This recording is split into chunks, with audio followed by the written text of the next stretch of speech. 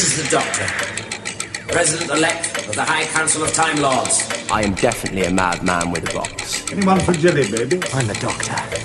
I'm 904 years old. I'm from the planet Gallifrey in the constellation of Castobrus.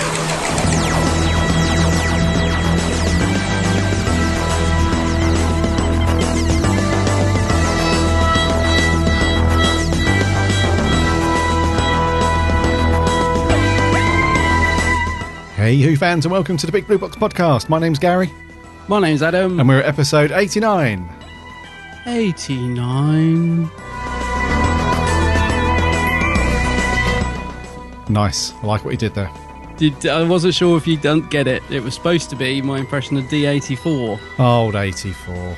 Please do not throw hands with me, Gary. Got a bit of a soft spot for 84. Yeah. He gets crapped on. It does. Poor old D84. Old D84. Old dumb 84, eh? I've just finished watching the episode, actually. I watched it a bit late and I've just seen him getting his head blown off. I felt a bit sorry for D84. If people are wondering what we're talking about, which I'm sure you all do. Probably most of the time. Mostly. That's a reference to our review episode coming up later in the show. The robots of death. Yeah. Can you roll your R's, Gary? The robots of death. So that's coming up. We've also got some news, the usual news, and some merch. Got a couple of cool little merch bits, actually. Yes, some good bits, actually, yeah. Yeah, which look good. But first, how are you, buddy? I feel like I'm being slowly cooked while we're doing this podcast because it's actually sunny here in England. And it's not just sunny, it's proper hot. And I normally record this in our little conservatory bit, which today is kind of acting like a big magnifying glass. So I'm slowly melting this side of the screen. But otherwise, I'm fantastic, mate. How are you? I'm really good, thanks, buddy. It's the same thing. I've noticed that in the newspapers recently and especially on their Twitter accounts and so on, they keep banging this point home, don't they? That that the temperature is a lot higher than some of the Canary Islands or Greece or whatever. Right. But the thing is, though, those kind of comments don't really hold much water, do they? Nah. Because, it's one thing to have a decent temperature, which is fine, but it's still not the same, is it? You still don't, Oh, no, you never get that feeling. No. Yeah, traipse across a busy hotel to a nice swimming pool or a villa, to a pool with some cocktails and stuff, a swim-up bar. You don't have any of that stuff. So I'm getting Club Tropicana going in my head now as we're going down the pool. Big Blue Box podcast guys are here. Yeah, with the old flip-flops. Oh, yes. Yeah. So, yeah, I can't stand it when they always do things like that. Oh, it's hotter than Rhodes this time of year, hotter than Barcelona or whatever. So that's all well and good, but when you're stuck in an office or you're stuck at home like you are in a conservatory being like, a boil in the bag job, it doesn't quite have the same appeal, does it? So I'd rather it be, and it's always only like a 2 degrees or something like that. It's nothing crazy. It's not like we're 35. We never get it for long periods of time either, because I did think, shall I move the table? Shall I push it? I thought, no, because it won't last. So I'm going to leave it here, and I'm sure by next week we'll be back to good old UK weather, and all will be well. Oh, of course, yeah. All will tea be and right. biscuits, thunder and lightning. Yeah, cup of tea and slice of cake. Yeah, Wurzel Gummidge on the TV. Slice of cake. Yeah, exactly. Have you been up to anything Who-wise? Well, I got a little Who delivery today, which I'm really chuffed with, actually. I'm glad you said that. Oh, yeah, why? Because I was hovering over the rant button. I thought, is this going to be another postal disaster? No, it's not. No, I've actually... my other half was going mad because I left a note on the door saying, please do not bend my magazines. And right, because after last week's disaster with the Doctor Who magazine. No, today is all good. I got a delivery from our old mates at Forbidden Planet. I got the Target books, the new ones that have just been reissued, and they're signed because I was hoping to go to the signing myself with Terrance Dicks, Chris Achilleos, never sure how to say his name, probably saying that wrong, and Eric Sayward. They were doing a signing of these up in FP in London.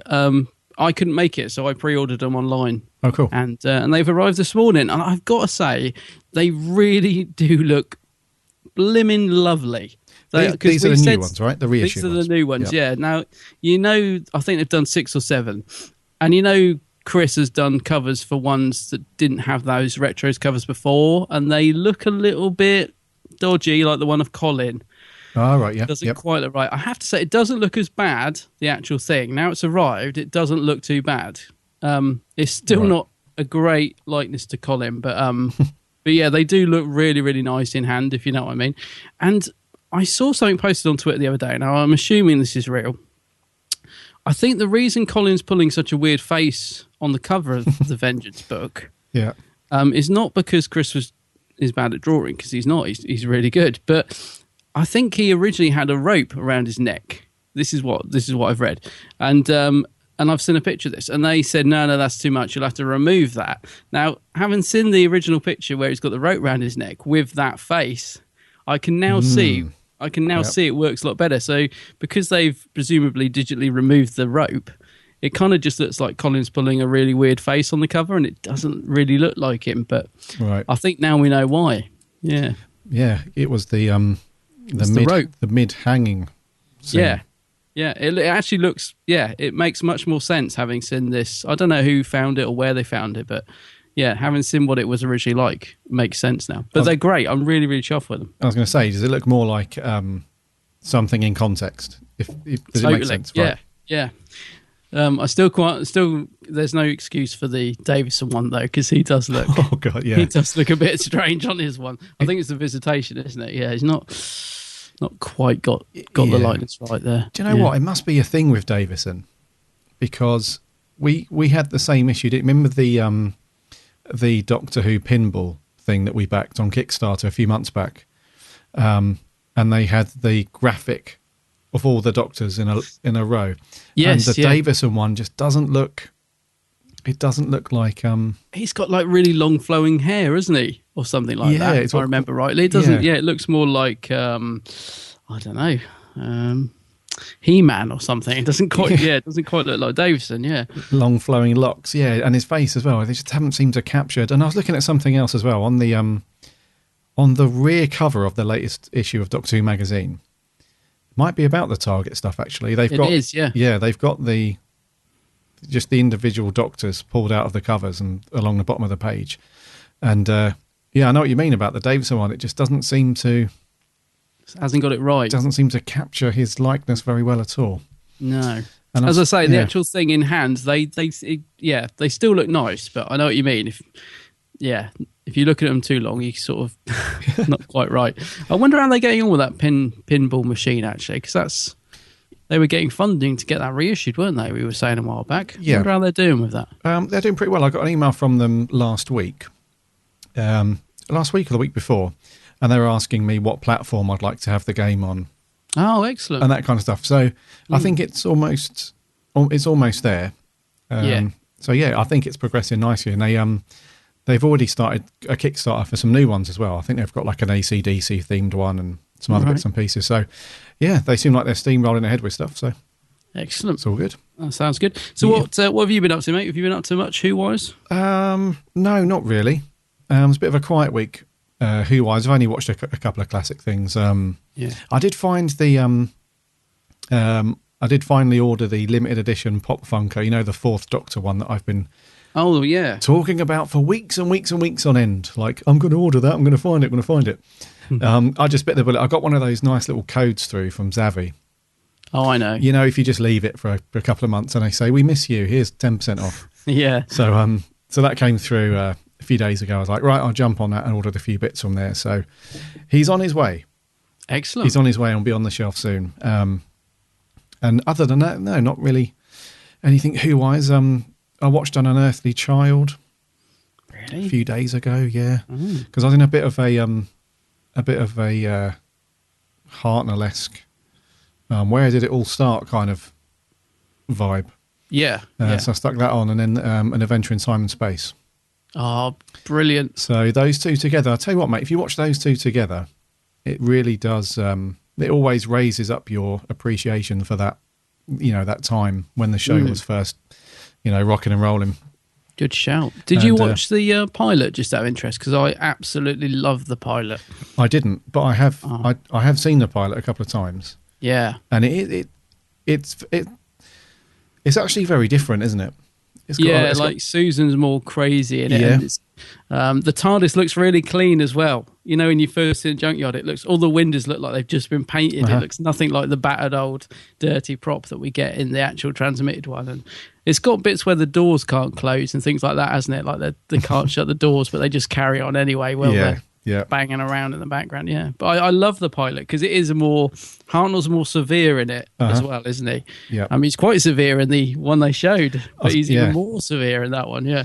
Yeah, he is more brash and a bit more in your face in the pilot. So it's a decent watch. I just didn't think about it, to be honest with you. I just stuck the DVD on and away you go. Yeah, but no, it's so I stuck those on and not really much else. We're recording this on Thursday the 5th, and tomorrow I'm hoping to get into London to look at the Target gallery over at the Cartoon Museum.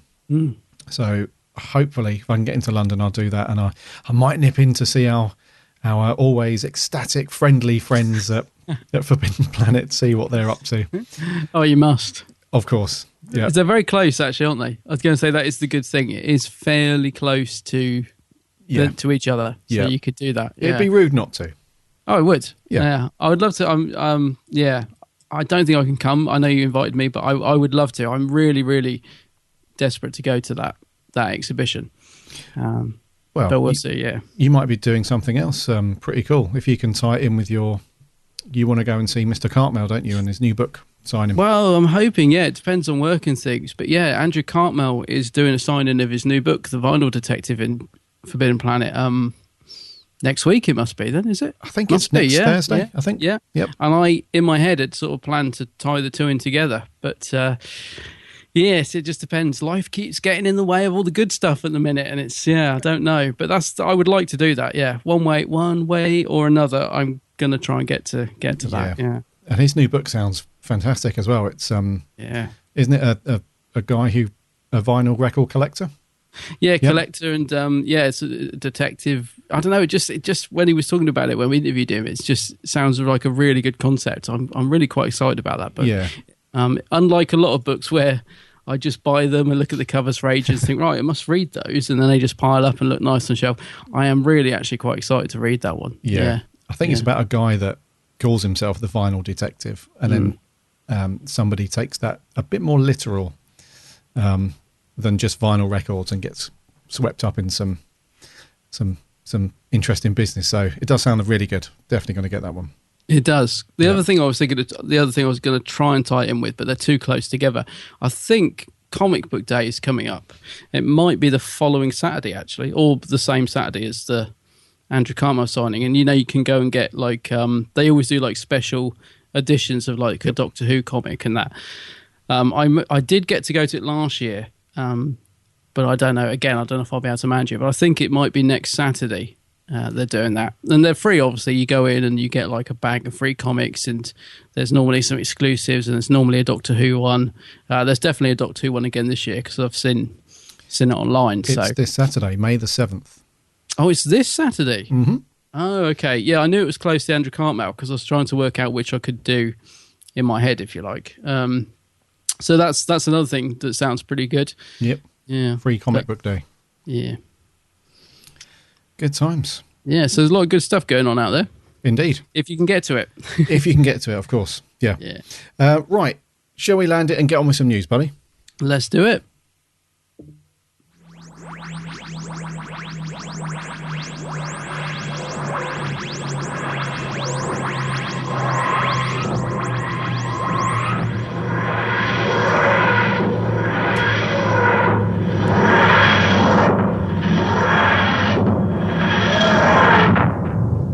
First story links in quite nicely to our recent discussion around Target covers and the gallery and so on.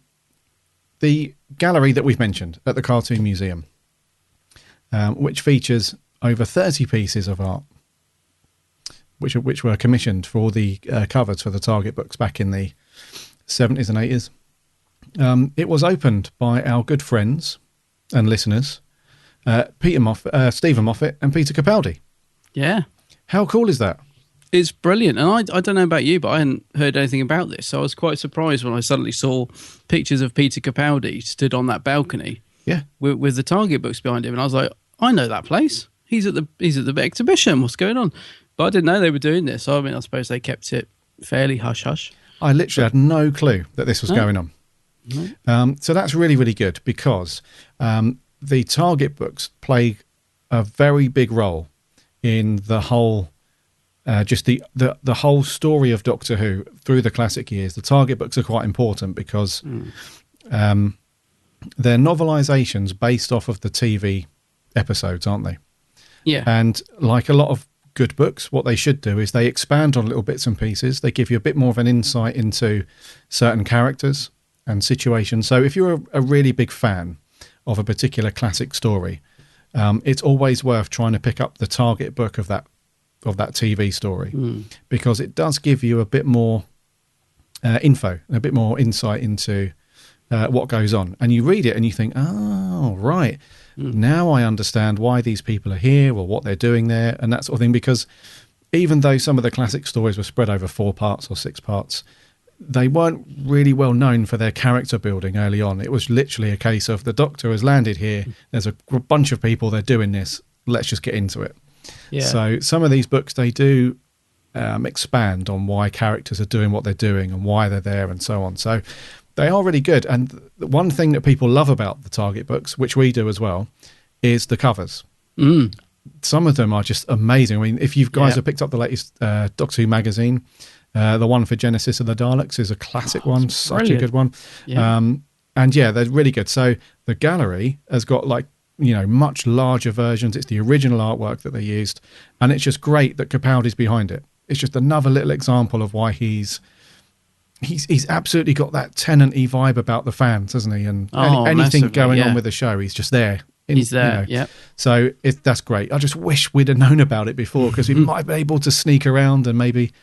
I don't know. I got the info. I would imagine it was invitation only, but I was thinking the same thing when I was looking at all these pictures because I did see somebody that we've got to know through the Phantom events there with a picture of Capaldi. I'm like, well, Philip's there. What's going on? So I don't know what the deal was with it, but yeah, I had the same thoughts of how great it would have been if we'd have known we could have sneaked up there because there was loads of other people as well. There was, like you said, there was the Moffat, there was Capaldi, Eric Saywood was there, the artist whose name I always pronounce wrong, Chris Achilles was there, Terrence Dix was there, and I saw I've only seen one picture, so I must have took on the phone of them all lined up together, and I was thinking, God, what a great little collection of Who legends, all together in that one room for that exhibition.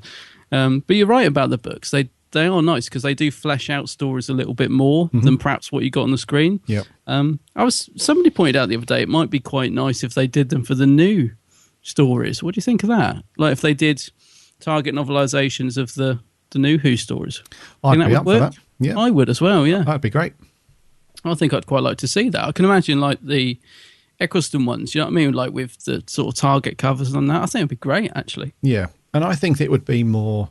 I think the newer stuff would benefit more from a Target book because, like I said earlier, the classic ones are often spread over a few parts.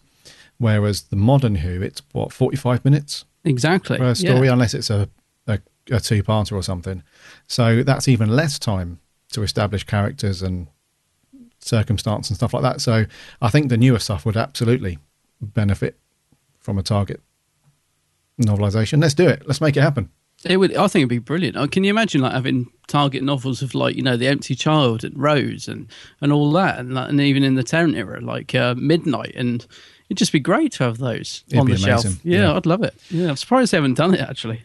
Maybe it's just a writer's time thing. I don't know. Maybe, but it would be good. I just want to mention something actually before we move on to the next story.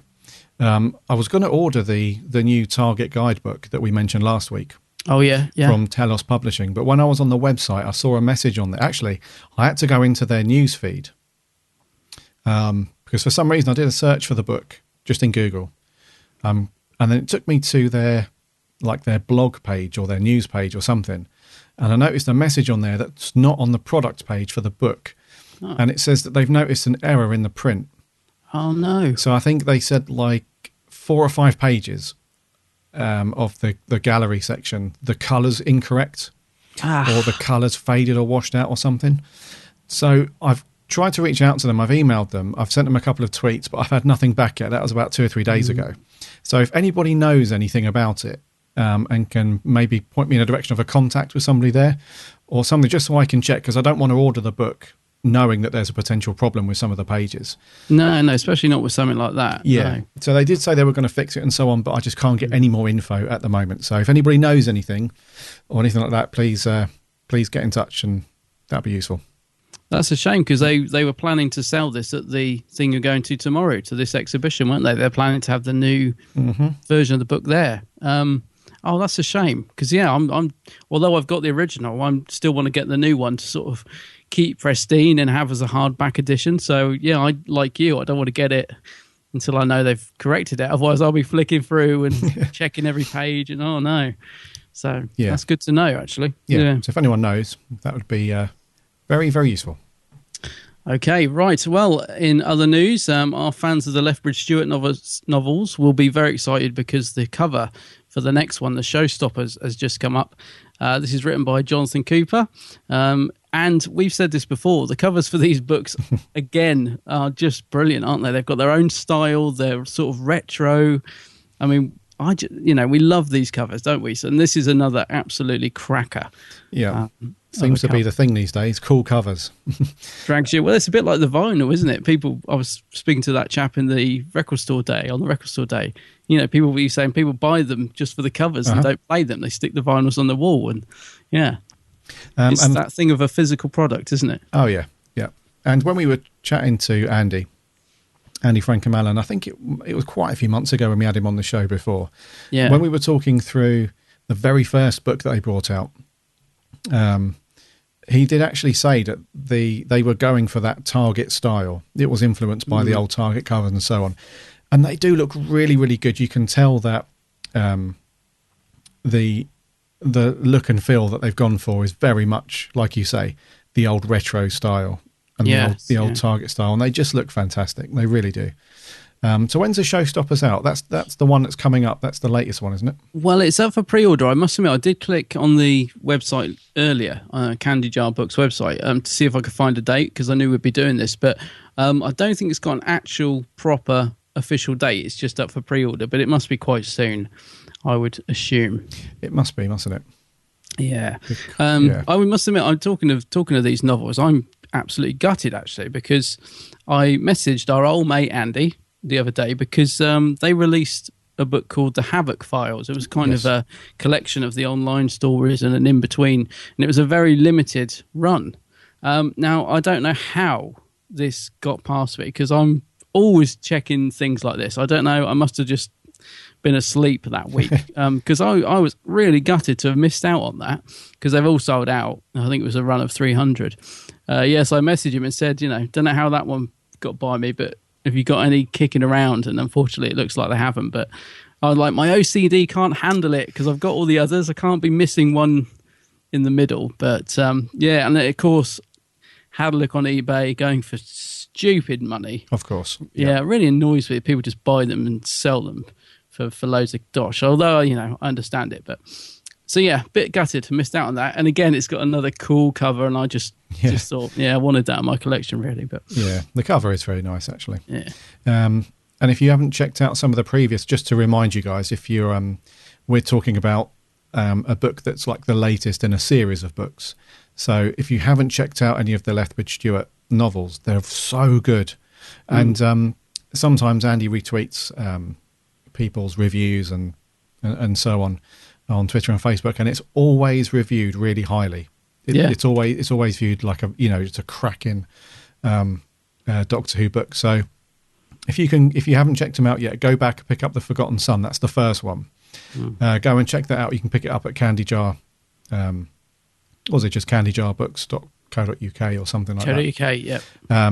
And check it out. And I think there's 4. I think we're up to the 4th one that you can Is it fourth or third? Well, I think we're now onto the sort of second run. So I think the Havoc Files was kind of in the middle. Yeah. And then I think the other one's just come out. What was it called? Moon's Crest or something. I've forgotten now. Something but like yeah, that, yeah. we're on to the sort of like the next lot now. So they're coming thick and fast. Yeah. Yeah. So the address is, there's a hyphen in it. So candy-jar.co.uk. That's it. Yeah, so head over there, and then you'll soon find it on there. So they're really worth checking out. And Lethbridge Stewart is such an iconic, amazing character from Who. Who wouldn't want to read stories about, his adventures and stuff? So it's definitely worth checking out. Yeah, it's a good series. It is very good. And this brings us nicely to Merch Corner. Aha! Let's get those Daleks in. Merch Corner. Merch Corner. Merch Corner. I don't know whether to be impressed or disgusted. It's a bit rubbish, but it's pretty. It's very pretty. Adam, Yes, my good man. is your desk quite messy at the moment with pens and paper clips and all sorts of rubbish floating around? Yes, it is. In fact, my whole house is a mess. Yes. Well, I can't really do anything about the whole house, but there is something you can do about your messy desk. Really? Yes. Tell me more. Let me tell you about it. Well, the guys over at the Monster Factory have just up for pre-order. Can I just say before we carry on, I would love to work at somewhere called the Monster Factory. Where do you work? Oh, the Monster Factory. Oh, it sounds so good. It's brilliant. Yeah. So, website, The Monster Factory. It's actually themonsterfactory.com. They've released possibly one of the coolest desk tidies up for pre-order. It's brilliant. It's very good. So normally a desk tidy is like a series of cylinders glued together. There's like a tall one, a medium-sized one, a small one, and then a little tray. And they're glued together, and that's your desk tidy. Not these guys. No. These guys have made a replica TARDIS. A TARDIS. A TARDIS. Which yep. is which looks amazing. The doors open on the front. The top is on a pivot, like a lid. A lid. Yeah. You open it up, and bosh, you can just put all your pens and all your crap in there. Close the doors, close the lid, and you've got an awesome looking TARDIS on your desk. I love it. Now, normally these things, they can look a little bit, they can look a bit tacky and a little bit not that well done. But I have to say, these actually look pretty good for the money I'm talking about. It's only 20 quid, 19.99, but the detail is very, very good. It's got the little handles on the door. It's got the little St. John's ambulance. Yeah, the badge. It's got the little free public message on the other door. It's got the little light fitting at the top, which all looks quite accurate. It's got the public call police box sign around each side of it. It looks really good. Because I was a bit dubious about this when I read it, because before I saw the pictures, I thought, a TARDIS themed desk tidy. This is going to look. Well, you sort of imagine like just a tin or a plastic, something that's like, oh, that sort of looks a bit like a police box. That'll do. But this is really nice, isn't it? Yeah. So it's made of it's actual proper wood construction. It looks just like exactly what it says on the tin. It's a miniature TARDIS, and the paint job looks really good. It's like nicely painted wood. Yeah. So we can't comment, on the quality at the moment. We can only judge by the pictures, but it does look very cool. They've definitely put the effort in. Let's put it that way. They haven't just sort of knocked together some cheap old TARDIS pot. They've they've made it look very nice. And I'm just sort of trying to think how big it is. So they've got a few pens in there. So yeah, I want to see this for real. But I really desperately want to get one of these. I think they look great, because you can never have enough TARDIS in your house, can you? Oh, absolutely, mate. I can just imagine my partner, another TARDIS. Yeah, but this one's good because it tidies things. but this one's different. Yeah. So if you go onto themonsterfactory.com, you can actually look at the image gallery there, and you can zoom in really far. You can zoom in quite far in, to see all the little details. You can see the grain of the wood in the doors and so on. And you can see the police box signage and the little windows. Yeah, it does look really good. Don't get me wrong; it's not going to blow you away. Like, oh my god! No, it's not like a big chief TARDIS that's 250 quid where you're like, wow. No, it's not that kind of detail and accuracy. But for something just to sling your pens in, it does look very good. Yeah, and like you said, 20 quid. 20 quid. Yeah. It's out in June the 15th. Good price. Yeah. Right, I'm heading over to another corner of the shop, and we've got a neural block in here from our mates from Rubbertoe. This is the next sort of piece in their line of merchandise. We like Rubbertoe, don't we, Gary? We love their stuff. Still haven't quite managed to save up enough for a Sonic yet, but this looks really, really nice. Obviously, this was was used in Hellbent, wasn't it? It's like the memory wipe. That's right. Stick, if you like. And it looks really nice detail on it. I'm very, very, very tempted with this. It comes in a nice little box with a Gallifreyan symbol inside that you sort of slot it into. So packaging's good. The neural block itself looks really good. Rubbertoe we know are good because they make it in exactly the same way usually as the version seen on screen. So they're as screen accurate as you can possibly get. It's good. I'm looking at the price. I think with this one, they've priced it quite reasonably. I think it's $54.95. Yeah. You do obviously have to take into account you pay postage and VAT on top of that when you check out, so it does knock the price up a little bit. Well, actually, quite a bit. 60 quid basically with postage. Yeah, to the UK. But I seem to remember the VAT because I ordered the confession dial, and I think that actually worked out. That was $49.95. I think it worked out about 65 or 69. Oh, really? By the time I checked out, yeah, it does bump up a little bit on checkout, just to warn you. But yeah, it's a really nice little piece, and I am very tempted with this. To be honest with you, I was going to treat myself to it, but I emailed Rubbertoe last week about their closed confession dial. Oh yeah, because they had some signed by Michelle Gomez, and I just wanted to know if they'd got any left. And they're going to get back to me because apparently she signed them at Gallifrey 1. So I don't know. I'm holding off, but this just looks like it belongs on my shelf. I don't know about you. I just really want to get it. Yeah, that's the dangerous. Look good. Yeah, it's the dangerous thing about Rubbertoe because their stuff is so good, and the thing that I like about Rubbertoe is that it's not a third party company that they've commissioned to make replicas and props and so on. It's the actual company that makes the props for the show. Yeah. And their Instagram's really good actually. If you follow them on Instagram, they constantly put pics up there of making all the props. So they've normally got like 50 different sonic screwdrivers at various states of the build, and so you can actually see it's not a production line. It's not just a factory just pumping out stuff glued together. It's actually somebody with their bare hands constructing these things. So every one of them slightly different, although they look the same. Every single prop they do will be ever so slightly different because they're all individual, which is great. But they are like the screen accurate. You can't get any more screen accurate than Rubbertoe because they make them for the show. So yeah, exactly. Hence the slightly higher price. I think sometimes when people say, "Oh, but they're really expensive," I think, you're paying for the craftsmanship, aren't you, that goes into it, really? Yes. Yeah. So yeah, but very nice look, and would look great next to your Siege Mode TARDIS, which I still want to get. I love that Siege Mode TARDIS. Yeah, it's amazing. Yeah. Yeah. So Rubbertoe, and that's just rubbertoereplicas.com, and you can pre-order that. I'm not sure when that one's out. I think that's or if it's out now. Is it out now? Or you can I think it's literally just come out. Yeah. Just come out. Yeah. Yeah. Yes. $54.99, but you have to bung some postage and VAT and whatever on there. That's it. Yeah. So that's going to do for merch.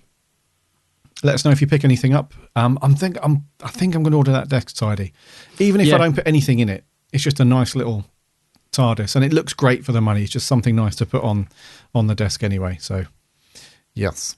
Yeah. That's out June? You said, didn't you? June 15th. Yeah. I guess I expect to see it next time we're Skyping in June. I just expect it to have appeared by the side of you there. Yeah. Of course. With one pen in it. With one pen. A Doctor Who pen. And a Doctor Who pen, yeah. I wonder if the little pop K9 will fit in there. Oh, I was going to ask you earlier, because when you were talking about ordering the Fourth Doctor Funko, are you getting him a K9? Surely you are. He's the best Funko Pop they've done. K9. I probably will. How much is he going for at the minute? Well, your old mates at Zavvi are selling him a bit too much, actually. Yeah, they're selling him for $14.99 free post.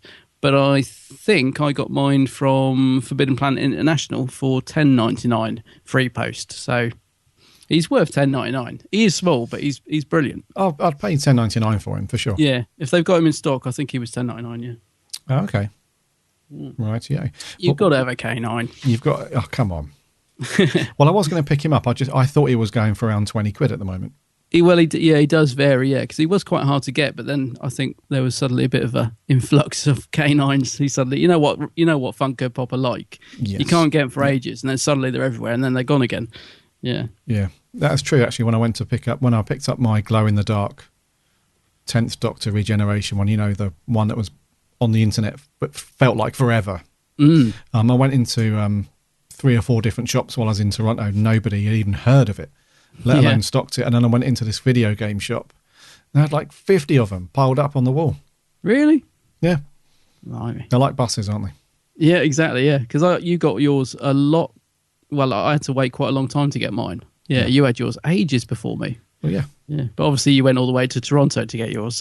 That was the purpose of the trip. Yeah, exactly. Anyways, Adam.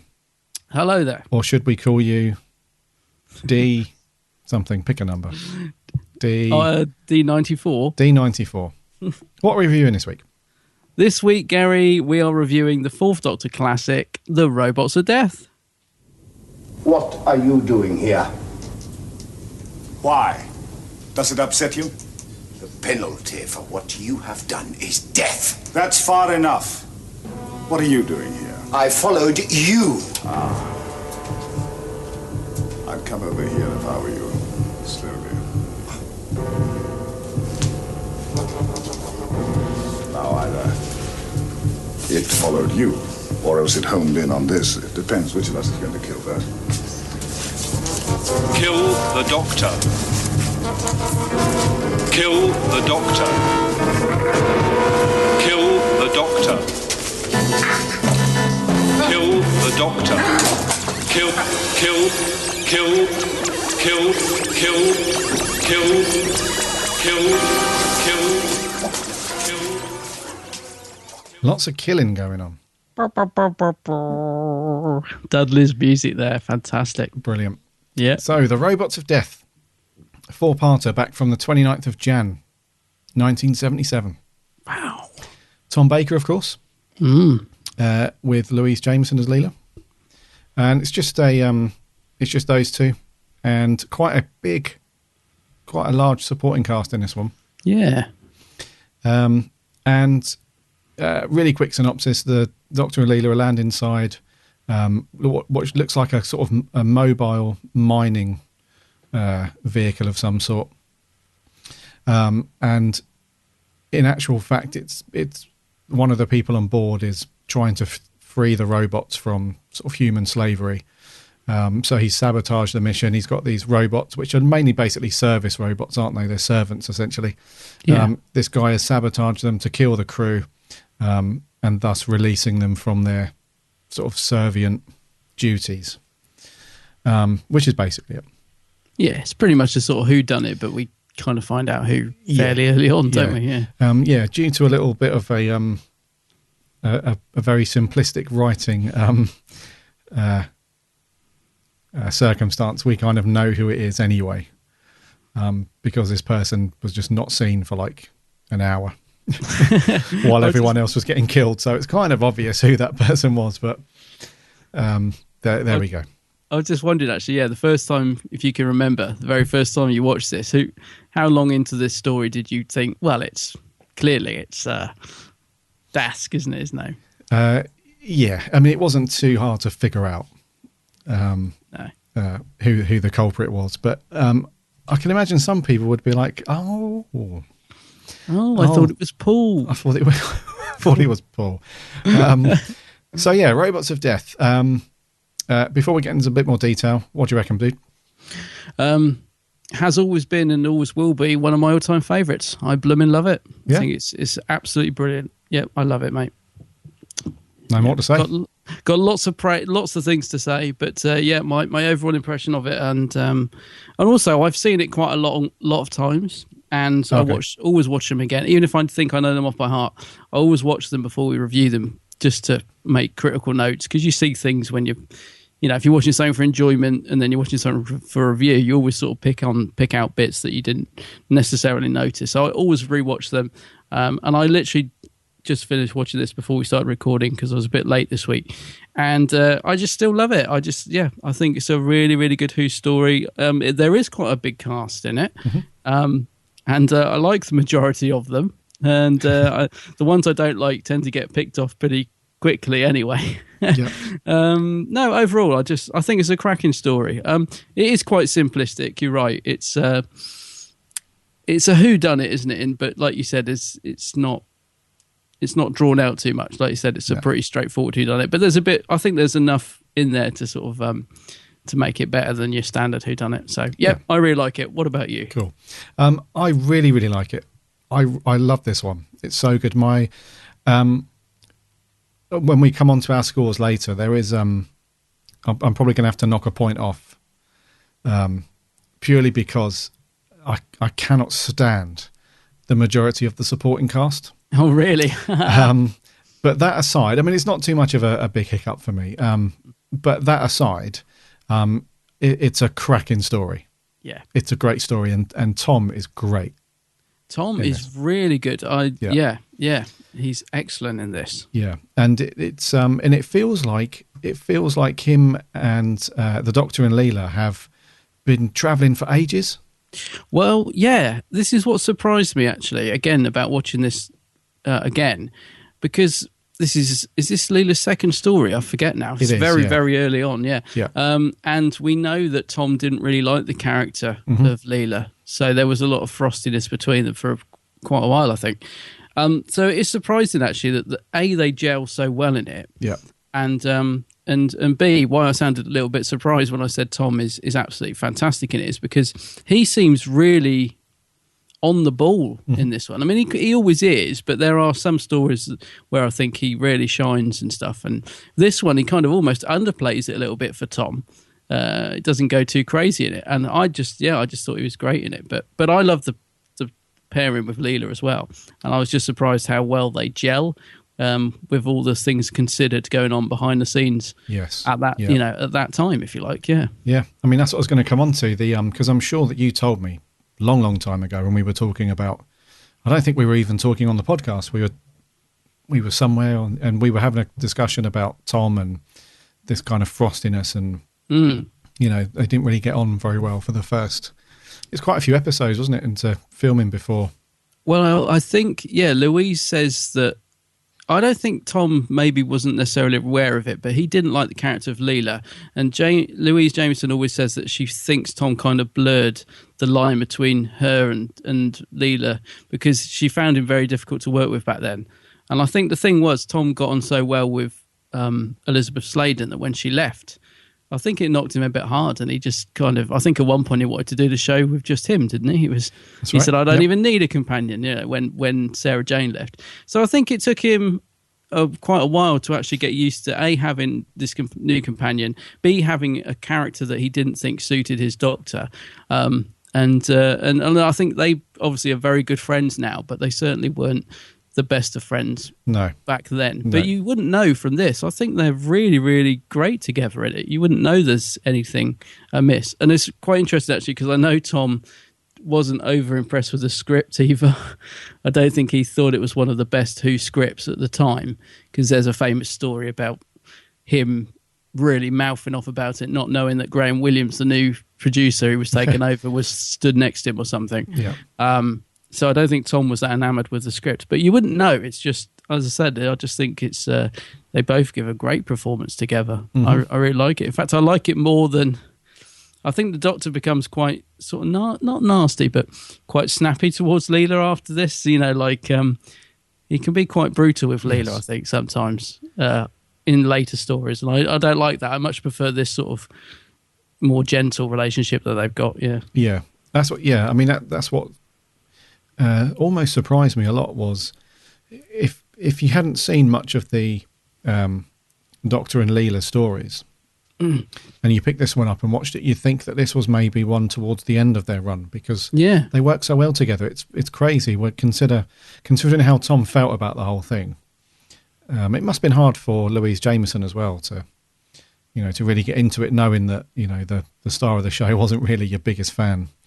Yeah, I think so. Yeah, so it must have been quite difficult for her as well. But you wouldn't know it. I mean, in front of the cameras, I thought they were excellent.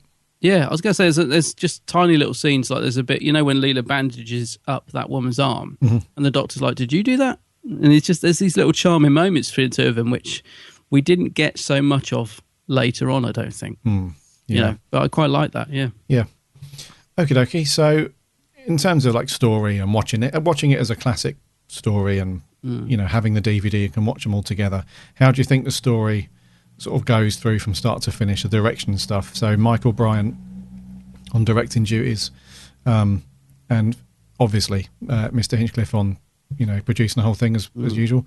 How do you think it goes? In sort of pacing and I think the pacing's really good. Yeah, actually, I think it nips along. Yeah, I even watching it again, I thought wow, I think it moves along at a really good pace.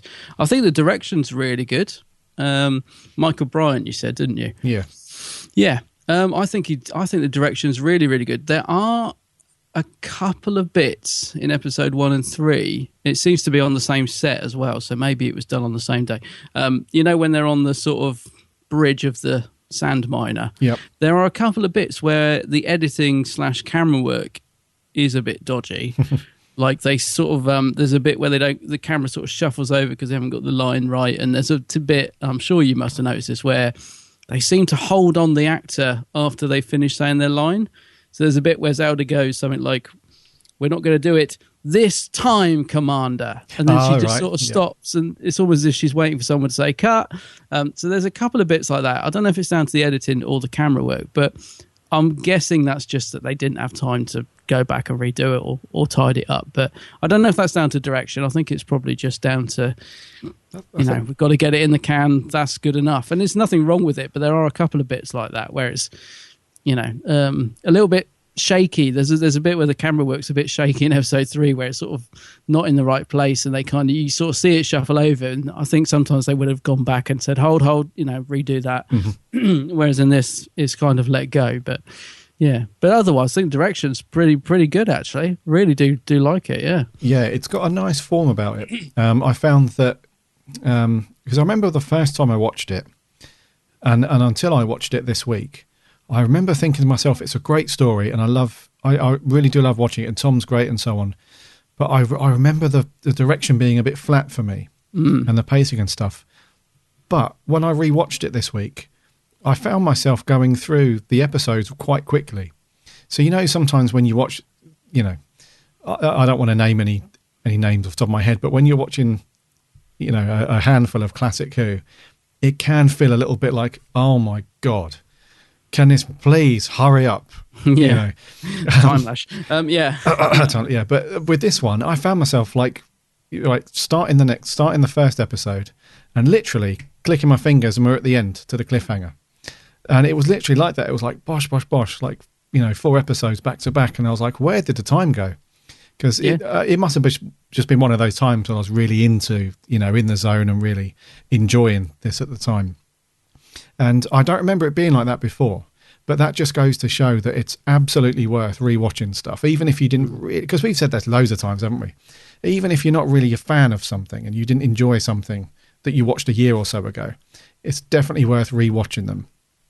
Because you do view things slightly differently, and you do take in things and watch things differently after time has elapsed. So I found the pacing to be more comfortable this time. I don't know why. Maybe, like I said, I was just, really into it and watching it and really enjoying it. But the direction's pretty good.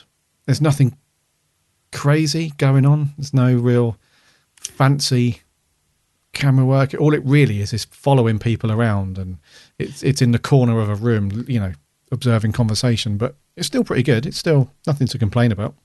Yeah, no, I think, I agree with you. I think in my head, I was thinking perhaps the direction wasn't that good because I was thinking of those scenes where it's not sort of too sharp. I was thinking, oh, come on, that needs to be, we need to have cut scene here and that sort of thing.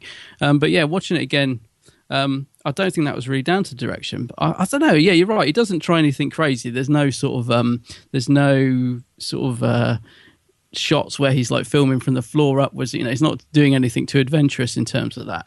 But but there are some nice bits. I mean, like, you get sort of the viewpoint of the robots when he's strangling. What's her name? Not Selma. Who's the lady who gets her arm bandaged? Oh, that is. Here we go. First one that I don't know the name. It is Zilda, Toos. Oh, No, Toos, Toos, sorry. Yeah, when he's strangling Toos and you're getting a good shot. And I was just thinking, actually, this is actually done really quite nicely. When she knocks the robot's hand off in the door and all that, it's pretty decent, I think. Yeah, and there wasn't any times as well where I thought, because while we're talking about direction, there's no cameras on cranes, and there's no tracks where there's cameras like gliding around or anything like that. It's quite simplistic. But I do feel that suits this story. Yeah, I do, yeah. Because in other stories we've watched, particularly some of the Davison stories, I feel that it really needed a push in the director's chair. It really needed like a bit more, maybe a faster edit on certain things and, to do different things with the camera. But I think for this one, I can't really explain why, but it just seems like it suited having a more simplistic direction to it. I think I know what you mean. I think because of the style of the robots as well, the way that they're so calm and everything just sort of moves along, and it's all got its own pace to it somehow. So I think I know where you're coming from, actually. Yeah, and that's that. I was going to mention as well that to me the design and the way that the characters were acted on screen dictates the story and the pacing, because they're so placid and there's literally servants for the most part when they're not strangling people. They kind of dictate the pace, which is really good. It's not really about the nutty humans that are arguing constantly and overacting and all that stuff. It's more about the robots, really, and that's what I like about the story. Because I think later on, what character is it? I think it's who's the guy that really hams it up? I've forgotten his name. His character name. Ivanov. Ivanov. No, Ivanov. not the head honcho. Who's the other one that's got Paul? Has the beige suit on, like the curly-ish hair. Oh, Paul, the robophobia. Yeah, it's Paul. Oh. Yeah, that guy. He's No. He mentions later on, doesn't he, that the robots have kind of got an agenda, that they let the humans think that they're in charge, but in actual fact, it's them that are in charge. Yeah. But I don't know whether he's telling the truth or not, but he sort of lays that bombshell. And that's really what this story is about. Because it's always about the robots, isn't it? It kind of zones off and focuses on this particular character and then comes back to the Doctor and then to another character and then back to the Doctor and Leela. But underneath it all, running throughout the entire story, are these robots. It's all about them. So in terms of story, direction, all that stuff, I really like it. You no mentioned complaints. the design. Sorry. Yeah, I was just saying no complaints on any of that stuff. Yeah, just going to say, you mentioned the design of the robots as well, and that's one of the things I love about it. But there's quite a contrast going on here, because the robots, I think, look great, mainly because of the head design. The actual body outfit's pretty simple, but the head design is brilliant. But then on the other hand, we've got the costumes that the supporting cast are wearing, which look very distracting. It's a real contrast going on here. I think, to be honest, some of the actors, like you said, are quite over the top in their performance. I think they're just trying to get over the costumes they're wearing, because it must have been very difficult to play wearing some of that headgear that they've got on at the start. But I agree with you. I love the design of the Vox robots. They're brilliant. How would you describe it? That head? It's like a sort of not like a Greek god or something, is it? But it's like I don't know. It's a really I know what you unusual. mean. Yeah, it's sculpt. almost like a Roman, like an ancient Roman or a Greek, more of a Greek, a sort of ancient Greek design. It's got that very much like a statue, like it's just been pulled off an old Greek statue or something. And what's cool about it is, it's completely masks off the actor's face underneath. Yeah. which makes them a little bit more menacing to me. Because when we see a lot of classic monsters and stuff where actors have been made up in prosthetics or they've got like sort of elaborate costume on, you can still maybe see their eyes through it, or you can see like the majority of their face and they've just had like one bit sort of done up and stuff. With these guys, their face is completely, you can't see anything on like going on underneath at all. And I find that a bit more menacing. It's a bit like the Dalek before we found out what was inside a Dalek. They're a lot more sinister and menacing to me. So I really like that about these guys, is that you never see, other than like one of their face. I think one of them you see their face like it's been exploded and stuff, and you see the circuitry inside. But while they're moving around and stuff, you never see what's going on there. So you just immediately buy into the idea that they are robots. There's not an actor in there. They don't overdo it, do they? Because like sometimes if someone says to you, "Oh, you're playing a robot," yeah, they do that. I am a robot. These guys kind of underplay it in a way, which works really well, don't they? They kind of just sort of drift almost slightly down. It's all very slow, and it's really nice. The way they do that, and the simple thing with the eyes when they're turning evil of them. Going red. Such a simple idea, such a simple effect. But I think it works really well because you're just like, red eye. A bit like the Ood, isn't it? It's like, red eye, look out. Yeah, I've got that in my notes. So I'm glad you mentioned that. That must be where the rabid Ood got. That's where they got the inspiration from. The red eye. My sister is always remembers this story because she doesn't watch Doctor Who particularly. But I don't know, when we were kids, I must have bunged on the video or something, because if ever I mention this story, she always remembers it, and she always says it terrified her with the robot. It's the beginning bit, when he's calling it robot, robot. He's like, get that box out. Well, what are you doing? And he's getting murdered in the eyes. My sister says that's never left her. It terrified her. Oh wow. My mum probably would have gone mad if she had known I was showing my sister Doctor Who, because she would have been quite young. But yeah, this is, it is effective, I think. I think even now it would probably stand up pretty well, I would say so. Yeah, I think it's good. It's really good. And also about the robots, they're always completely in character from start to finish. There's none of this idea that the computer chip or whatever that's controlling them and stuff has got this learning capacity, and they progress and they evolve and all that stuff. They're just the actors. It's a really the guys who play them, especially who played D84.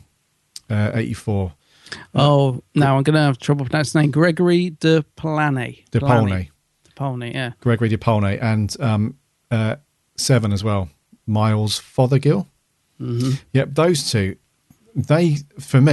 They gave a fantastic performance in this, because they never ever broke character. They never ever just thought, I'm just basically a supporting actor in a bloody costume, so I'm going to like throw this bit in here and do that to make myself notice. It's just completely flat the entire time. And like you said, really, they underplayed it quite a lot.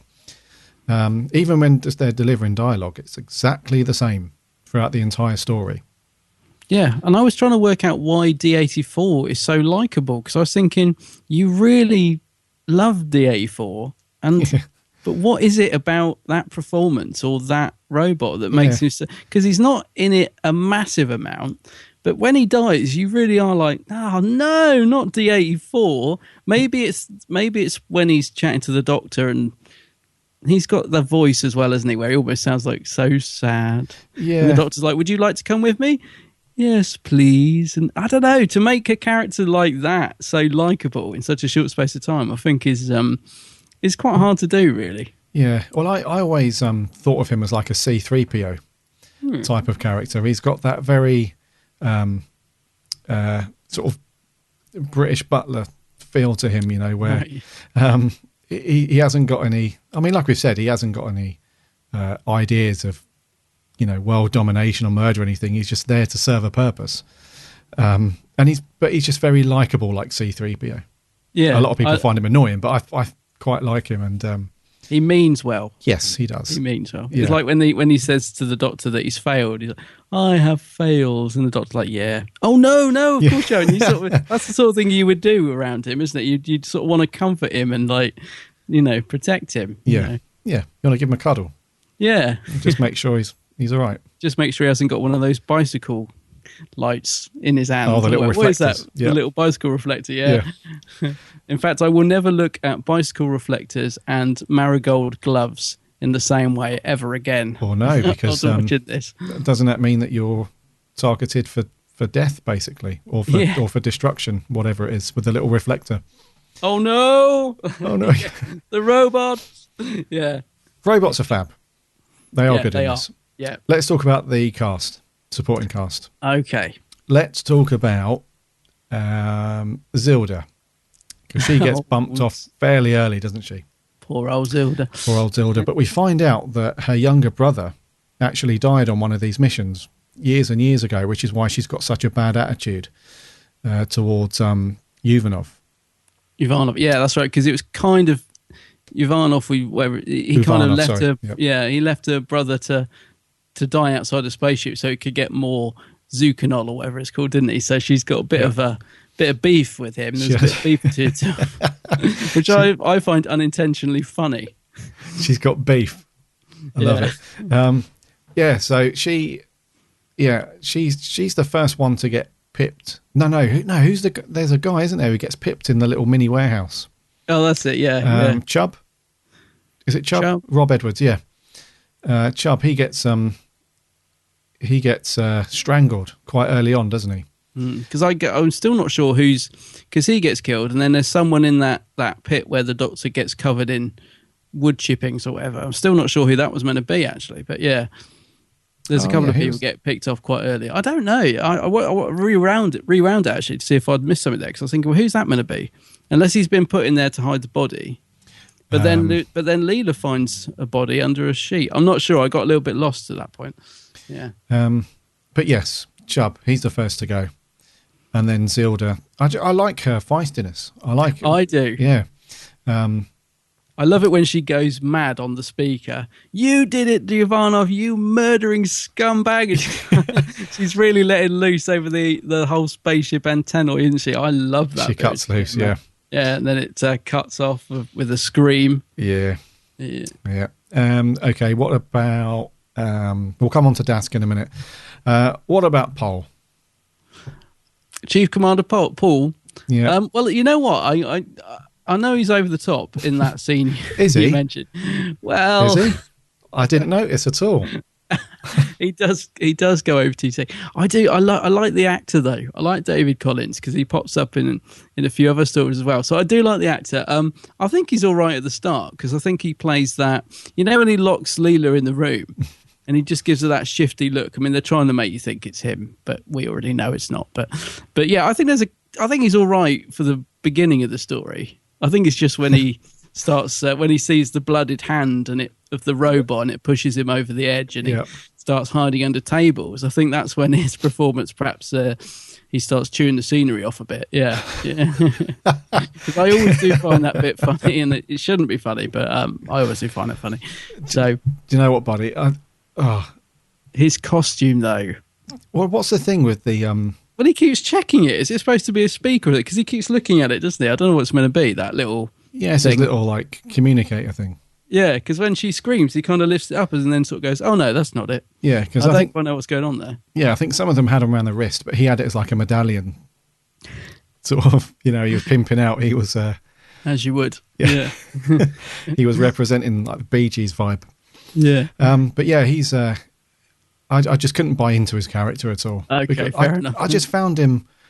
He just hammed it up the entire way. I felt like I was watching a West End show. Mm-hmm. Like a proper big theatre production. And when he was getting his ass kicked and when he was, flipping out when he saw the blooded hand, I was just laughing. Yeah, I must admit I was laughing. Yeah, I just couldn't help but just fall about laughing at that bit. So, unfortunately, I could see the importance of his character. But I just couldn't buy into that importance enough because, it was just too much for me. I was like, oh, it's this guy again. What's he going to do now? He's going to faint and he's going to... He's on the table at the end, isn't he? Completely... his mind's broken, doesn't it? Is that what Leela says? His mind's gone. Yeah. He's lost it. It's a bit over the top. I do think...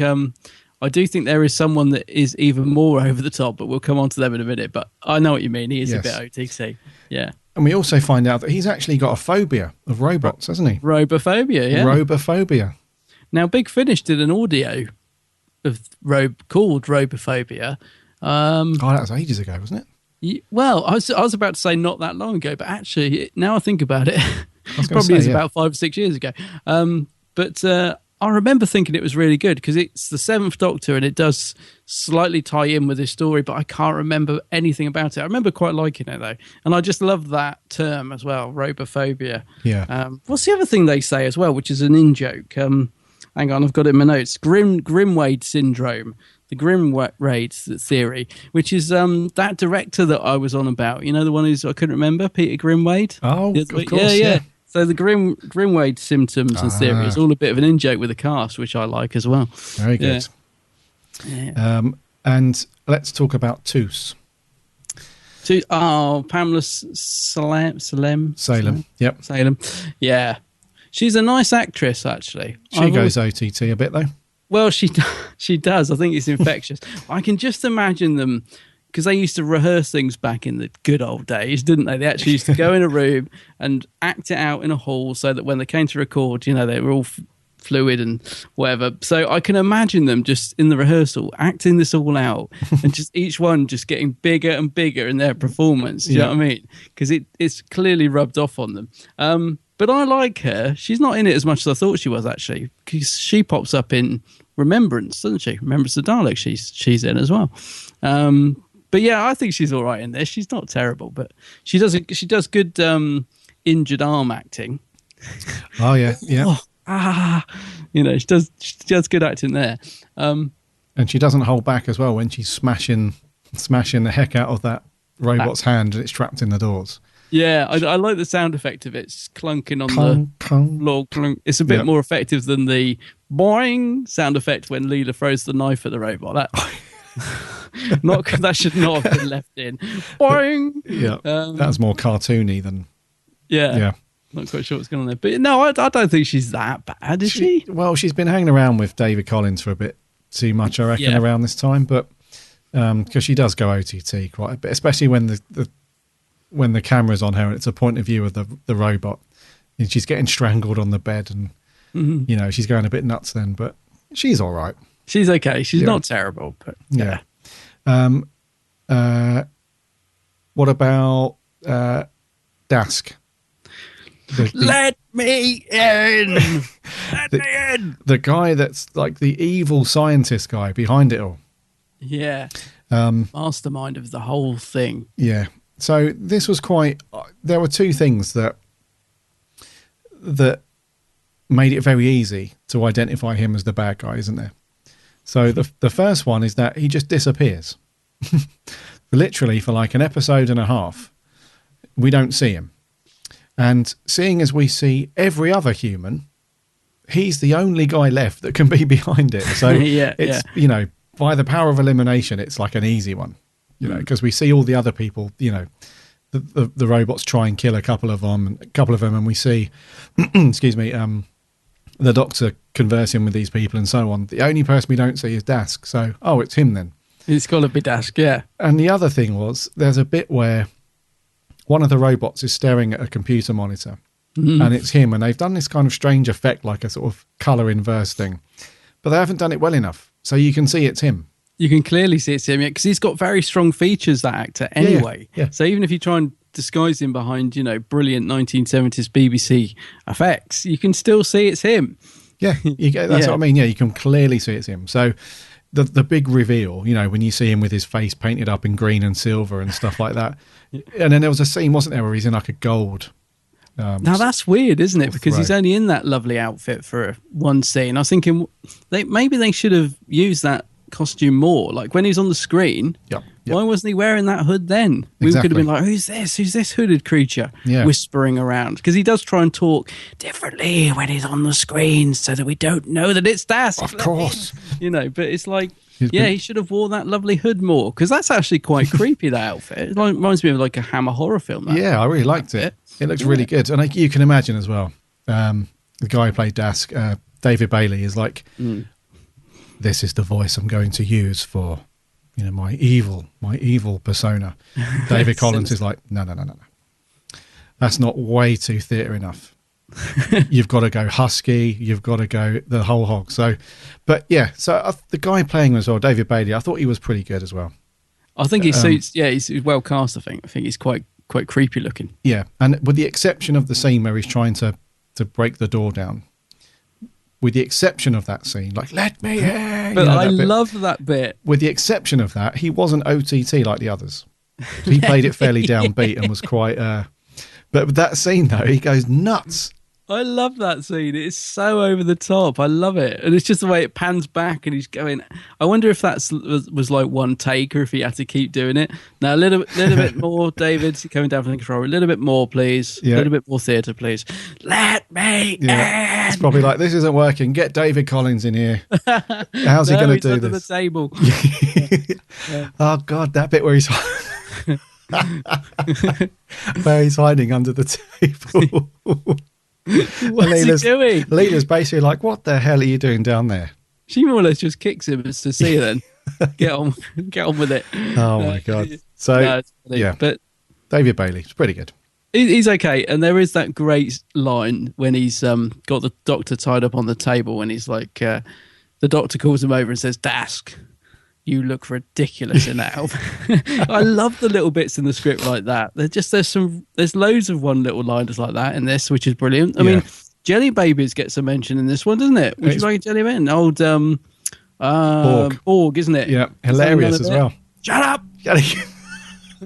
I bet you were laughing at that as well. I was cracking up because that's a really that's the clip we use in our intro. Yeah. But we cut it off just before Borg slaps him out of his hand and yells. I wondered if it was that. Yeah. Yeah. Shut up. Yeah, it's amazing. No, thank you. Yeah. But that's the Doctor's coolness. Yeah. Coming through. Before we get on to the Doctor, Uvanov. Well, hang on, let's just backtrack about Borg. Do you like Borg? Because he's kind of a crazy. Because the reason I've gone back is because he's in Blake 7. So I like him just because he's in Blake 7. And also Chris Boucher, the writer of this, he wrote quite a lot of Blake 7 as well. So that's another good tie-in. But Blake. Borg. He's okay. I just he didn't really do much other than have a couple of stern conversations, really. But I do like. Yeah. I like it. I like the way he's one of these guys that you meet that kind of always goes around stirring things up. He's just a troublemaker, and he's like. Yeah. It's him at the start that's going on about, you heard about when that guy's having the massage by the robot? He's just sort of casually stood there saying, yeah, you've heard about that guy that got his arm ripped off by a robot, have you? Yeah. He's like, oh, what? He's one of those guys, isn't he? He likes to stir the pot. Pot. So, I didn't really, pay too much attention to him. He doesn't really serve that much of a purpose. The best scene was that bit where he smashes the Jelly Babies out of the Doctor's hand and yells at him. That's pretty good. But okay, Uvanov. Okay. Or how do you say it? Uvanov. Sorry. This is like what's that thing that Shooting Stars used to do? Uvavu.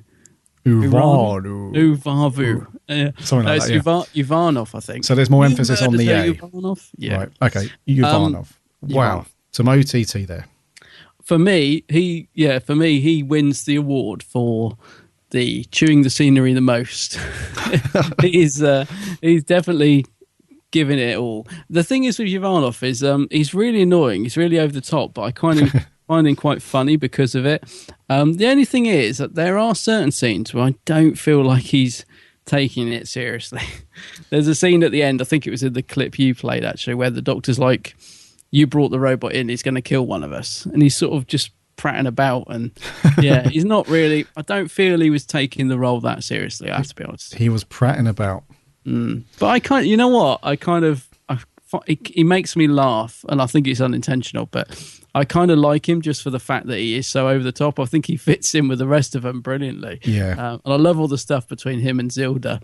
I think it's really funny. Yeah. And his costumes.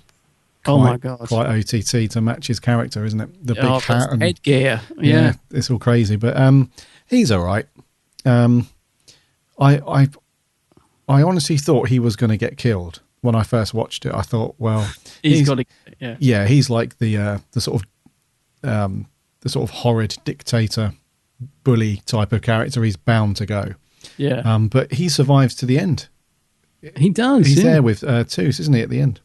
Yeah. So, but he's all right though. I just felt like a bit like David Collins. I just found it just, especially the way he like delivered a lot of his lines. It was just very shouty and, very pantomime, panto and theatre and stuff like that. So I would agree with that. Even though I will agree, even though I quite like it, but he's very over the top.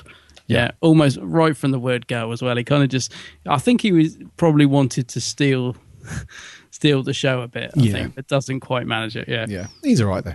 Yeah, I like him. Yeah. But yes, like I said at the very beginning, it's another character that just contributes to the whole OTT-ness of the supporting cast. Yeah. So him, Paul,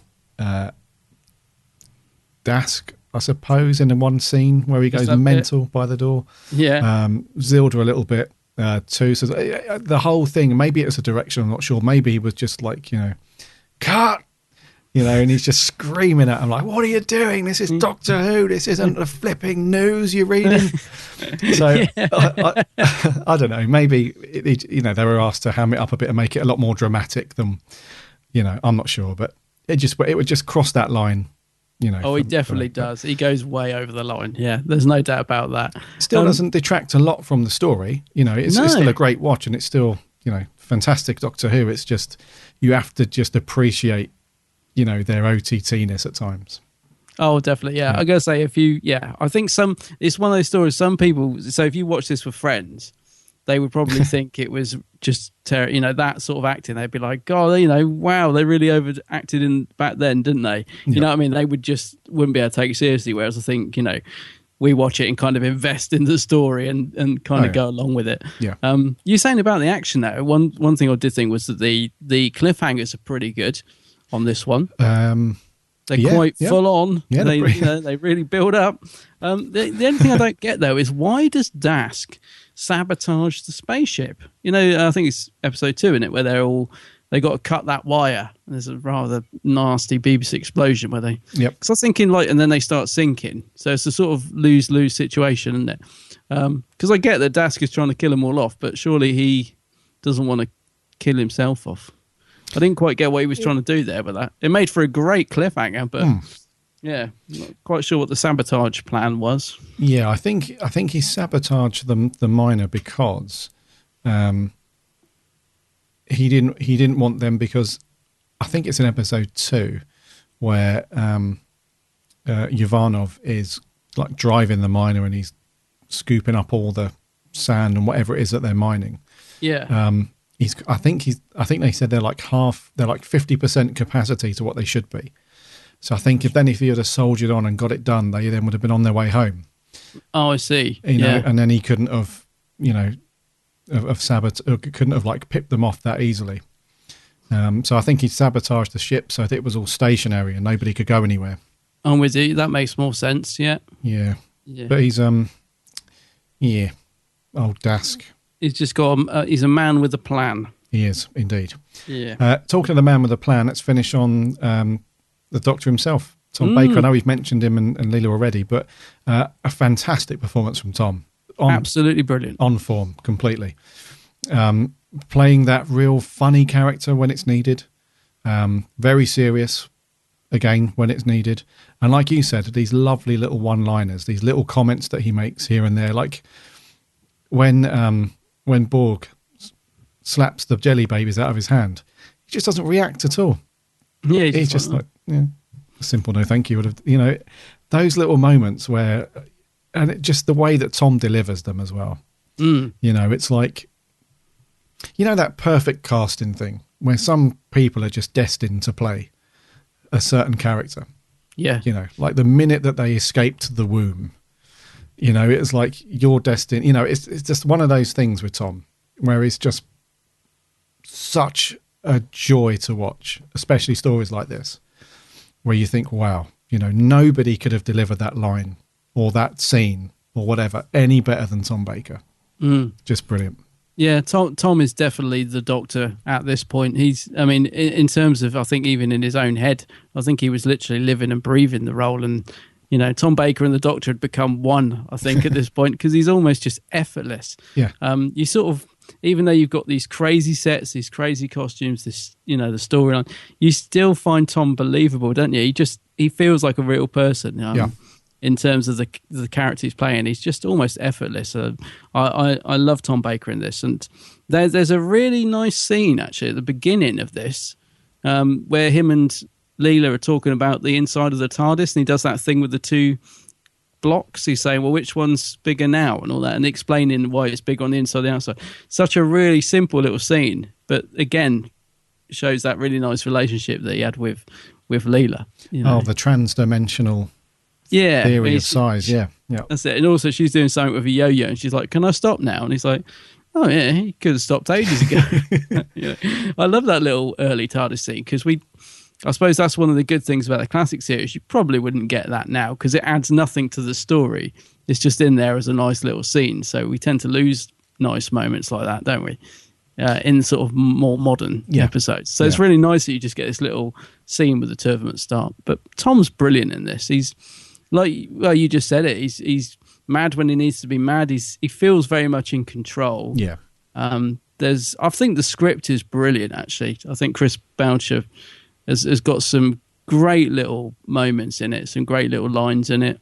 Yeah. And Tom just delivers them brilliantly. I think you can spot one or two of his own little bits creeping in. I think the bit with the mouse at the end, he's like, get in there, mouse, is clearly one of Baker's own little things. But yeah, he's brilliant in it. Absolutely. Yeah. Talking of the TARDIS, this was the last story, wasn't it? Where they had that very sort of wood panel, looks like the inside of a Jaguar car. The interior. Yeah, I think this is the last one, isn't it, where we see that? Oh yeah, because Graham Williams. It probably is. Yeah, that lovely Victorian. The wood it's effects, bizarre, isn't it? It's a bizarre console room. I love it just for the fact it's different. It's weird. But yeah, because Talons is the next story, but I don't think we see it because they kind of just land. That's what's right. after Talons? Horror Fang Rock. Do we see it in that? I can't remember now. But it's a beautiful it's a beautiful set. I think you're probably right. I think it was probably just that we don't see it again after this. Yeah, I think we do see it in Fang Rock. Or is it Invisible Enemy? I can't remember. It's one of those two where we see it again. It's the newer version, obviously. Right, yeah. But yeah, I mean, what a good time to watch Doctor Who as well. The Robots of Death followed by Talons of... Oh, I know. Two absolute classics, aren't they? Yeah. So, yeah, I think we're in agreement there, mate. Tom just absolutely knocks it out of the park on this one. Oh, he totally does. I think he's performance-wise, nails it, yeah. Brilliant. Is there anything else you want to mention before we get on to our infamous scoring system? No, not really. No, just that I love it. I think the music I kind of very briefly mentioned at the start. I think the music in this is really good. It's dated. I mean, it's a very much 70s score. It's cool though. But I think it works brilliantly in terms of the action and what's going on the screen. So kudos and hats off to Dudley Simpson for another brilliant score. It all works for me, mate. Going on to scores, it all works for me. I think script's good, music's good, performances are good, even the ones that are very hammy and over the top. I'm giving this a very high score this week. I'm going 9 out of 10. I love it. You're going for a 9? 9 out of 10, yeah. I nearly went higher, but 9 out of 10. I'm only knocking off points for the slightly hammy acting, the slightly dodgy costumes. But apart from that, I think this is a real gem. I think it's a real classic Doctor Who story. Oh, nice one, dude. Well, it's a snap from me. It's a 9 from me. Excellent. Yeah, I was like I said, I knocked a point off because of the hamming it up and the overacting and the OTT and all that stuff. But other than that, can't really fault it. It's it's just got all the good ingredients that make a classic Doctor Who. And pacing wise, it's great. I mean, some of the visuals towards the end it gets quite sort of horror towards the end. You know, there's the bit where the robot's sort of against the door, but you can just see the silhouette and it's about to break through, and You know, I just think there's so many great little moments in it. It's brilliant. Just before we move on to the comments, you talking about the TARDIS? I have never noticed this before, but I freeze framed it. I was like, I couldn't believe my eyes. The TARDIS light is white. It is in this. Yep. I've never ever seen the TARDIS have a white light, and I don't know if there's any geeks out there can enlighten us on this, because I mean the TARDIS light it's always changing. If you look at the yogurt pot light in Revelation of the Daleks, because they left the real light at home, and there's always a reason why the TARDIS light is different, you know, in terms of behind the scenes. But I've never noticed it before. And B, I'm just wondering, why have they painted it white for that one story? Unless it's white in other stories and I've just not noticed. So if anyone out there knows, I just like these little technical details. So I'm glad you noticed it as well. Yeah. Yeah, very strange. A white light, yeah. Yeah, it's weird. Anyway, yeah, so we're in agreement there. I'm very pleased about that, because I love this story, and I was thinking, sometimes I love it when we have difference of opinion, because it gives a good debate. But there are certain stories like this one where I love it so much. I was thinking, I really hope Gary likes this, because otherwise I'll be upset. So I'm glad we're both giving it 9. Yeah, it's fantastic, and it joins the club up there with some of the other 9s that we've joint given. So Tomb of the Cybermen, Midnight, Dalek, Brain of Morbius. Oh, yeah. Some of those, you know, Vincent and Doctor. So it's up there with the near perfect club. Brilliant. What did you guys our think? Listeners agree with us. Yes. Over on Twitter, first of all, a Twitter account called DW Menagerie, the Complete Menagerie. Very simple review, this one. Very important, though. Raises an amazing point that I hadn't considered, and probably not many people have considered either. They say David Collins has magnificent hair. Yes, he does. Maybe they used the mould of his hair on that pinball machine, because if you stuck that on Davison, that's kind of what it looks like. Yeah, pretty much. Nice bouffant. Yeah. Connor Allen, Twitter name Jimmy_Goodchild, says, amazing story for an amazing Doctor with an amazing cast. Just simply amazing. Amazing. Smiley face. George Garrity says, whoa, what an episode. Even though I'm not a horror fan, I love the Hammer House feel of this. Even if the twist is predictable, the plot is pretty solid. Acting great around the whole cast. Robots are brilliant, especially the dumb that helps the Doctor out. Another Baker classic, 10 out of 10. Brilliant. Yeah. Before we got onto Facebook, let's play... we only had one audio clip in this week. It's from our good friend Alex Kingdom. But no, the Robots of Death.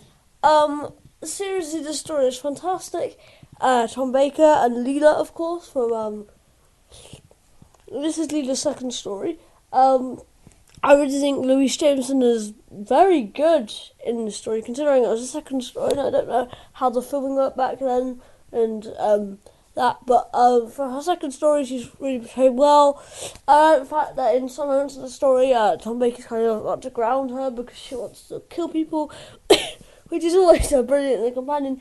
But the entire plot of the story with the robots and, you know, the whodunit aspect of that.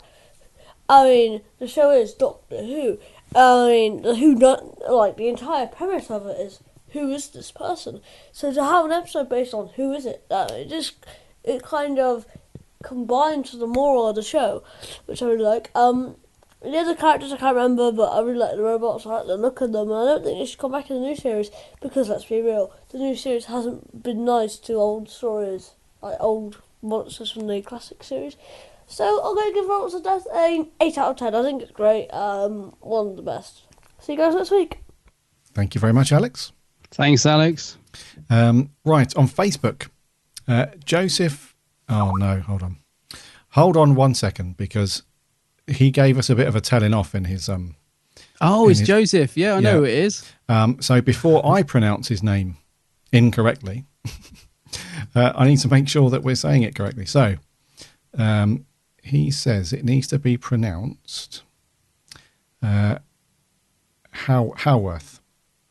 Howarth, yeah. Because he says, Adam, what is wrong with you? I know. You know, you met him at Unit Day. I did. You know, and then you can't even be bothered to pay attention to pronounce his name correctly. I'm sorry, Joseph. If, as you will gather from listening to the podcast, we are now renowned for A, getting names wrong, B, pronouncing them wrong, C, getting the sex of the person wrong. So you've just joined the list of many, mate. It's a privileged list to be on. So yeah, look at it as a positive. Yeah. You're now in a privileged club. So anyway, Joseph Howarth says, actually, no, I need to read down a bit because he does go on a little bit telling you off, buddy. I know, yeah. So anyway, he goes on to say his thoughts on Robots of Death. I honestly do think it's a pretty good story. It's got a creepy atmosphere to it, and it's a good murder mystery or whodunit sort of scenario. And I love how the robots are basically going after people like Borg, Zilda and Chubb because they are people who serve as the lowest common denominator. For instance, Zilda is a spoilt brat and whines a lot. Borg is easily angered, especially when he's being questioned, even when the doctor offers him a jelly baby. He just tells him to shut up. And finally, Chubb is a pompous man who is just overprivileged and arrogant, who ends up being the first victim to the robots. Chubb, I love that name. Chubb. So thank you very much, Joseph. He put another message on Facebook to say,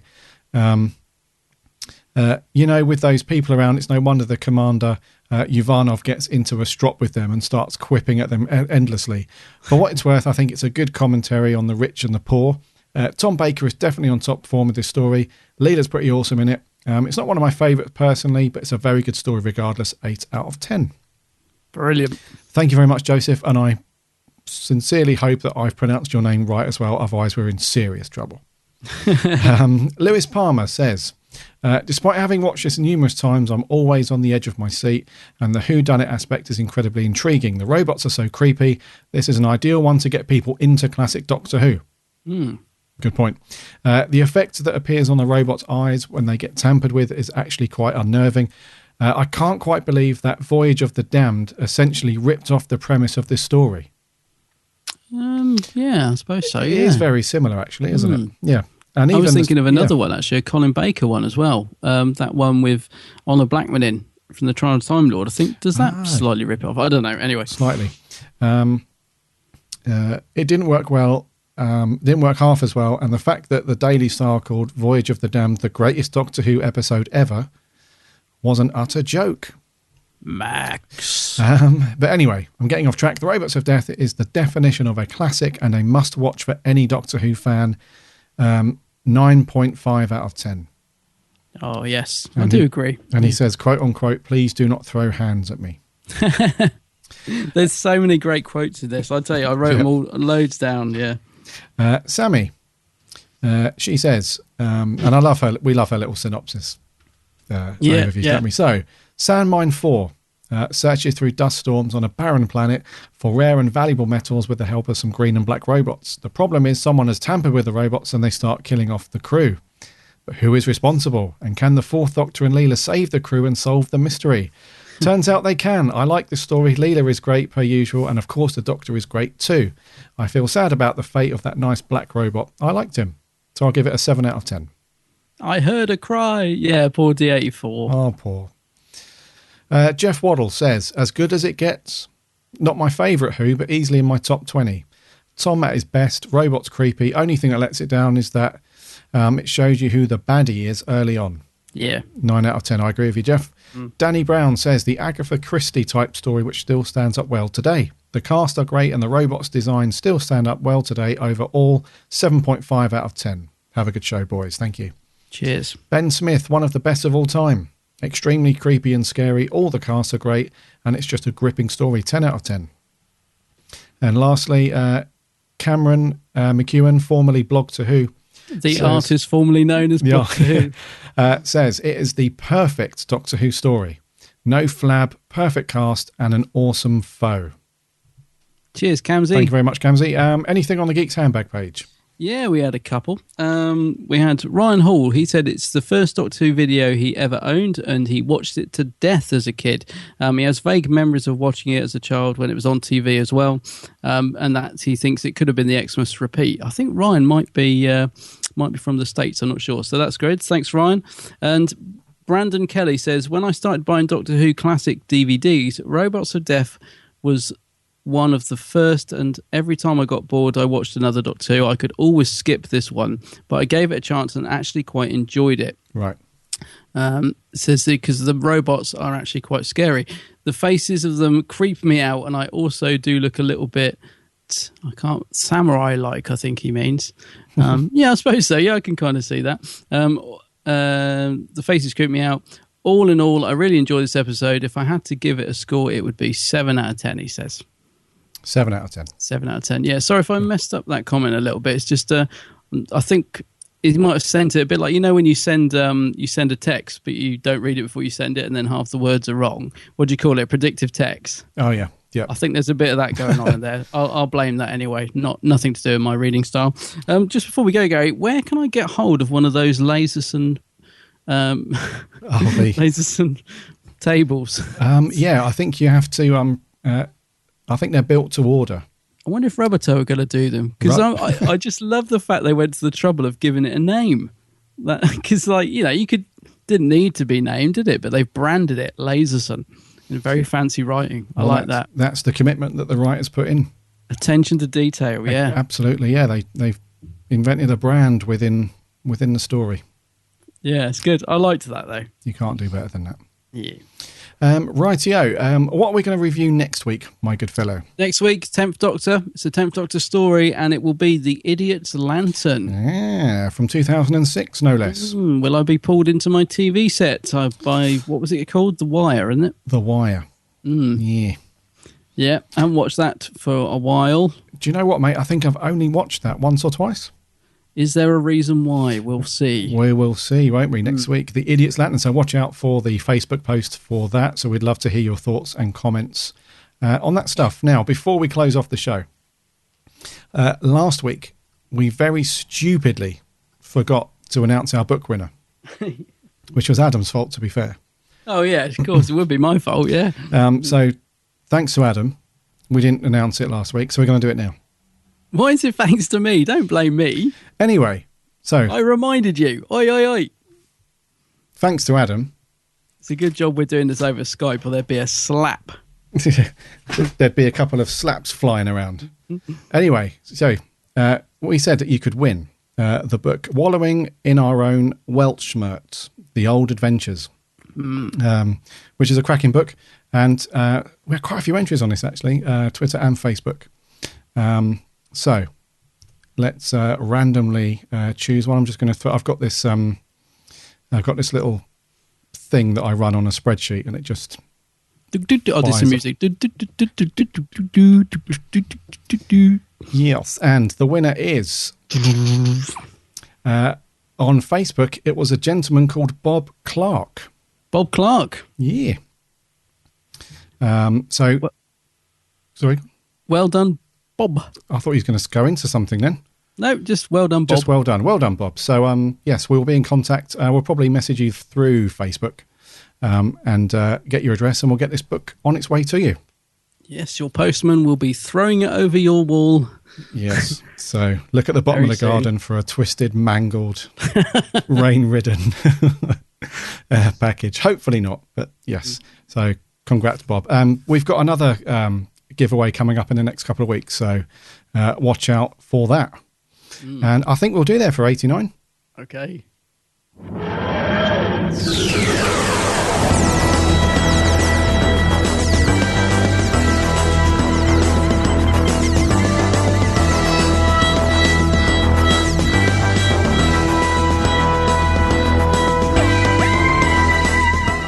Thank you very much for sticking with us for episode 89. It was great to read out your reviews and comments on a fantastic Doctor Who story, The Robot of Death. Indeed, it was. Go on, do Tom. Can you get deep enough for Tom? My throat. It's a bit croaky at the minute. Next week, The Idiot's Lantern. That'll be an interesting one to review.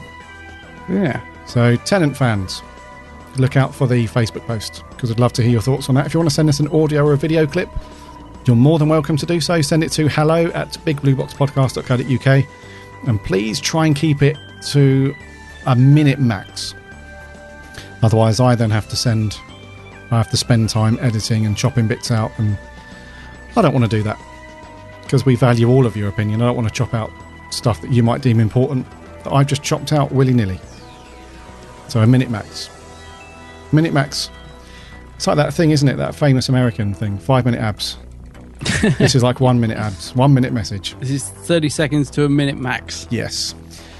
Head over to the website, bigblueboxpodcast.co.uk. From there you can listen to all of the previous episodes and this one numerous times to your liking.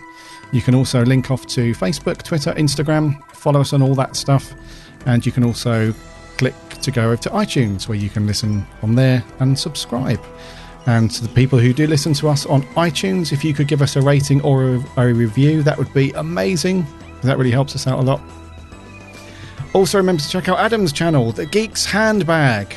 Yep, loads of good videos. Go and check them out. YouTube and Facebook, go and search for it. You cannot miss him. It's the only Geek's Handbag in the galaxy. There is and can be only one. There can be only one. Yeah. So yeah, Adam's got some just flipping loads of great videos. Sci-fi stuff, unboxing, reviews, convention roundups, location shoots, the whole shebang. You name it. You name it. Go and check it out. Until then, until next week, my name's Gary. My name's Adam, and I'm well and truly cooked. From us, Bacon in the Sun. Remember,